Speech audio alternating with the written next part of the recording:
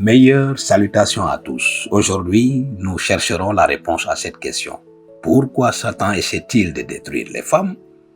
Genèse 3,15 nous dit « Et je mettrai inimitié entre toi et la femme, entre ta postérité et sa postérité. Il te blessera la tête et tu lui blesseras le talon. » Ce verset contient d'une certaine manière une prophétie adressée à une femme, Ève. À partir de ce moment, il y aura toujours une inimitié entre la femme et sa postérité, contre le diable et sa postérité. La prophétie conclut également que la femme blessera, combattra et écrasera la tête de Satan. Voici la réponse à la question. Satan essaie de détruire les femmes parce qu'il sait qu'une femme croyante, fille de Dieu, courageuse, sage, elle sera un instrument de Dieu comme une femme missionnaire au foyer et dans la société, qui conquiert les âmes pour le royaume de Dieu.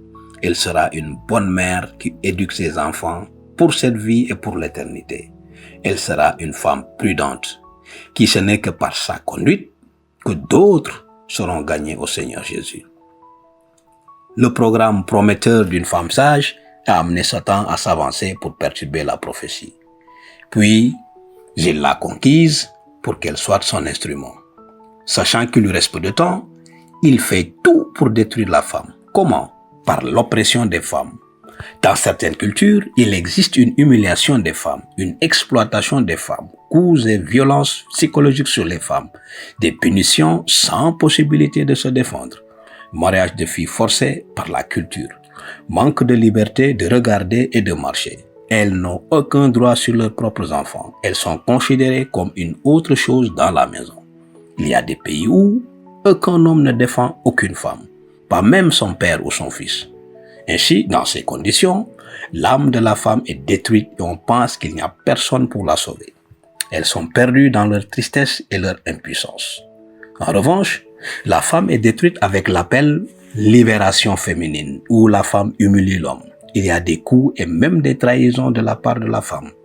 La nudité est volontaire et insinuante. Le droit d'être mère n'est pas efficace. C'est elle qui règne dans la maison. Elle dit « je porte le pantalon ». Dans leur désir d'être égaux à l'homme, elles ont copié le pire et l'ivresse, le langage vulgaire, et elles osent même lorsqu'elles sont coupables. Ainsi, la femme, se croyant libre, est détruite aussi. Que dois-je faire alors en tant que femme? La réponse, respecte ton mari. Éphésiens chapitre 5, verset 33. Que les vieilles femmes soient respectueuses dans leur comportement, non pas des calomniatrices, non pas des esclaves du vin, mais des maîtresses de bien, qui enseignent aux jeunes femmes à aimer leurs maris et leurs enfants, à être prudentes, chastes, soucieuses de leur maison, bonnes, soumises à leur mari, pour que la parole de Dieu ne soit pas blasphémée. Tite chapitre 2, verset 4. Dans Apocalypse 12, verset 1, on nous indique qu'une femme intelligente et sainte est la représentation de l'Église de Dieu. Prions. Père béni, qui est aux cieux, merci d'avoir un but avec chaque femme qui vous donne sa vie. Aujourd'hui, Seigneur, tu m'as ouvert les yeux